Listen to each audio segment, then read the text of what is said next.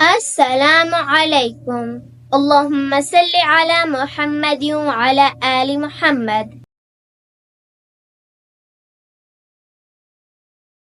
Let's start part 4, how to add your dependent in Etimad portal. Etimad portal. Log in to etimad.sa and go to individual. Here, click on your profile. A profile will open. Now, click on Add Facilities. Now you have to fill the data in Arabic. Go to Google Translator. Enter your name in English. Copy the Arabic. And just go back to the portal. Copy it in the first box, first name in Arabic. Again, to the last name. And copy the Arabic name. Come back to the portal again.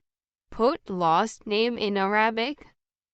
Now, down, you can put your first name in English and last name in English. In this box, you have to add date of birth. Select your year first, then month, then date. In the next box, ID expiry, put your Iqama expiry date here and go to the next box. In the next box, put your Iqama number and go to the next box.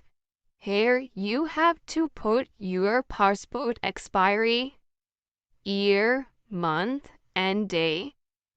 Enter your passport number in this box. Now, in the down, if you have daughter or son, click accordingly. I will select female, and here passport issuing country, like I am selecting Egyptian here. Here you put nationality Egyptian.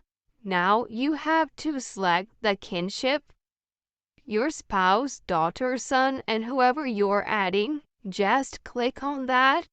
And now click on Add Facilities. Your dependent is added here. Okay, now if you want to add another dependent,